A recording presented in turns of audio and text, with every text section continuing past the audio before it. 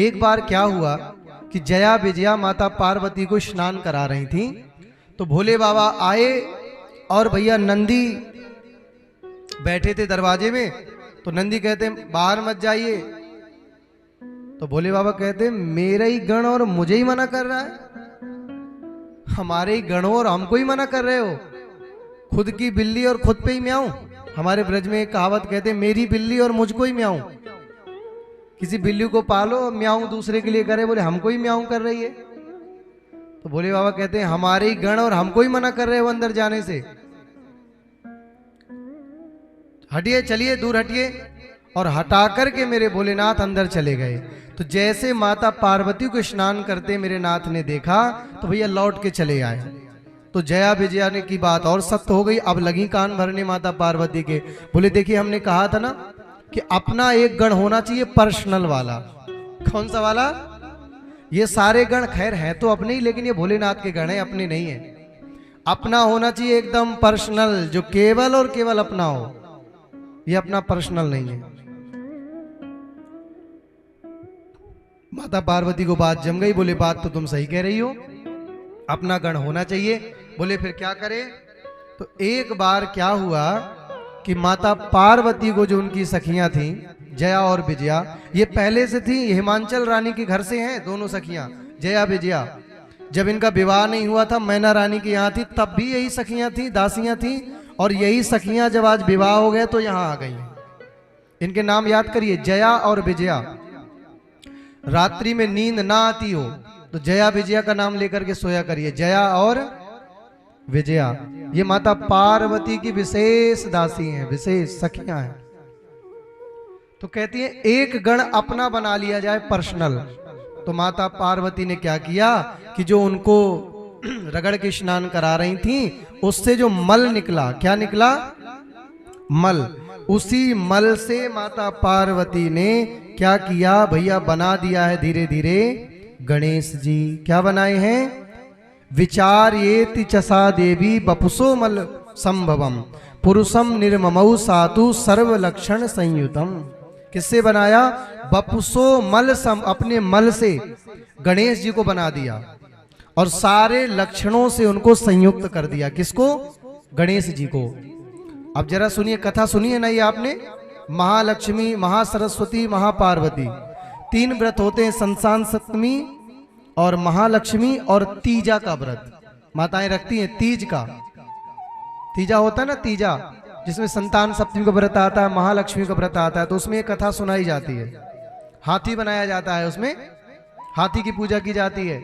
रात में फुलझड़ी लगा करके माताएं रात्रि कीर्तन भी करती हैं। करते हो आप लोग व्रत या नहीं करते? नहीं करते हो, करना चाहिए। तो हम कथा सुना रहे हैं, बहुत ध्यान से सुनना। तो अपने मल से जो माता पार्वती का मल निकला, उस मल से बना दिया गणेश जी। और भैया उनको सारे लक्षणों से संयुक्त करके प्राणों को डाल करके और कह दिया कि तुम ही हमारे सर्वस्व हो, अब तुम्हें रक्षा करनी है। कोई भी आ जाए और तुम्हें अंदर नहीं आने देना बिल्कुल, क्योंकि तुम्हारे पर्सनल वाले गार्ड हो, पर्सनल। माता भैया मैया की आज्ञा, बोले हम तुम्हारी माता जी हैं। बोले ठीक है माता जी। गणेश जी कहते आप जैसा कहो। बोले कोई भी आ जाए अंदर मत आने देना। बोले बिल्कुल नहीं आने देंगे।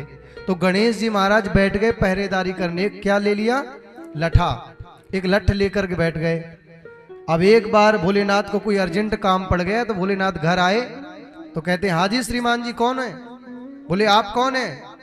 अरे बोले हम महादेव हैं। बोले हम माता पार्वती के पुत्र हैं। बोले तुम प्रकट हो गए, हम मिले नहीं, कहां से आए, सब चक्कर क्या है?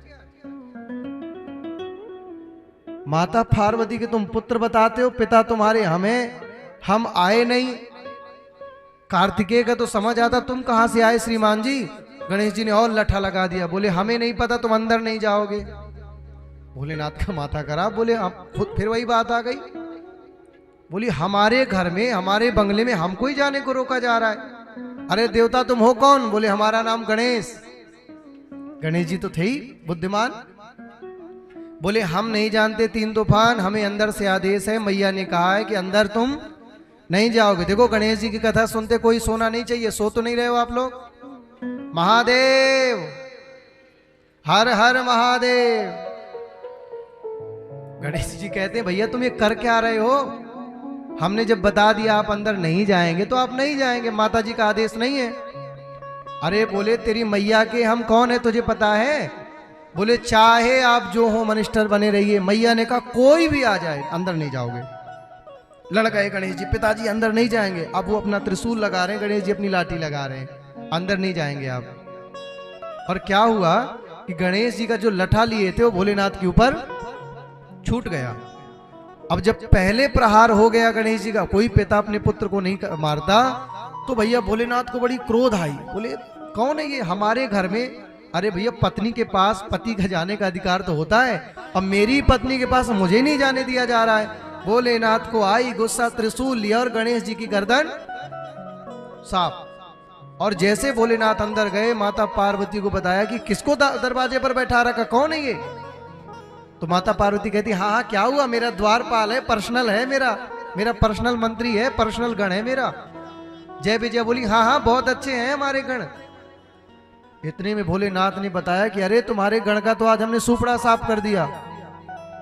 जो माता भगवती को पता चला कि मेरे गणेश की गर्दन काट दी, आग बबूला हो गई माता भगवती।